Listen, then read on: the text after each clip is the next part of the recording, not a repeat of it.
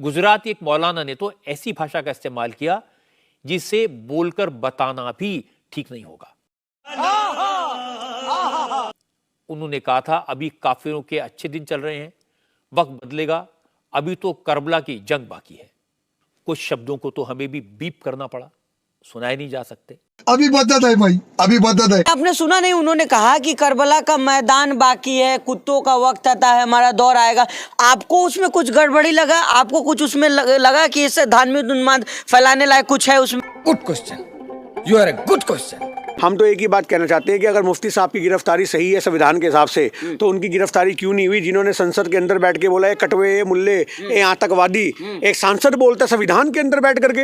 अरे बाप रे, ये तो धोती खोल रहा है। संसद के अंदर बैठ करके उनकी गिरफ्तारी क्यों नहीं हुई? जब बोला जाता है ठाकुर साहब जैसे लोग कि गोली मारो सालों को मुसलमानों के लिए, तब गिरफ्तारी क्यों नहीं हुई? अरे कहना क्या चाहते हो? जब बड़े बड़े साधु संत बोलते हैं कि फलाने फलाने काटे जाएंगे, राम राम चिल्लाएंगे, ये होता है धार्मिक उन्माद। आप मेरे से सवाल कर रहे हैं धार्मिक उन्माद, धार्मिक उन्माद। धार्मिक उन्माद कुत्ते से नहीं होता। धार्मिक उन्माद इससे होता है जब आप बोलोगे फलाने काटे जाएंगे, राम राम चिल्लाएंगे, इसको कहते हैं धार्मिक उन्माद। बात तो सही है।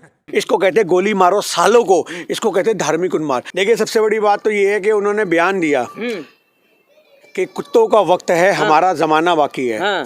तो कुत्ते को आप धार्मिक उन्माद से कैसे जोड़ दोगे? अब ये बोल सकते थे कि भैया जो इनके जो अल्फाज हैं वो हमारी इंसल्ट कर रहे हैं, हमारी बेइज्जती के लिए शब्द प्रयोग किए गए हैं, तो आप इसमें धर्म कहाँ से लेके आ गए?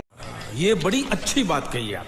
तो आज की डेट में जो ये माहौल पैदा हो रहे हैं, जो हमारे देश को कहीं ना कहीं दो भागों में डिवाइड कर रहे हैं, हिंदू मुसलमान में, ये दोनों के लिए खतरनाक है। क्या बात है सर, क्या बात है सर। आज बेशक हमारा देश कहने को संविधान संविधान संविधान है, पर उन संविधान की बाकी सारी धाराएं उस समय आंखों में पट्टी बांध लेती हैं जब इंसाफ करने की बारी आती है। आज संविधान को इंसाफ नहीं मिल रहा जनाब, आम आदमी को क्या मिलेगा?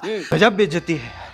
संविधान की धाराएं चीख चीख के बोलती हैं न्याय करो, मेरे साथ न्याय करो। अगर संविधान भी एक किताब बोल सकती होती तो सबसे पहले वही आंखों में आंसू टपका के बोलती कि भैया मेरे साथ ही इंसाफ नहीं हो रहा, मैं इंसाफ की पुस्तक हूँ, मुझे इंसाफ दिलवा दो। जिस देश में संविधान को इंसाफ नहीं मिल रहा, उस देश में संविधान के मानने वालों को क्या घंटा इंसाफ मिलेगा?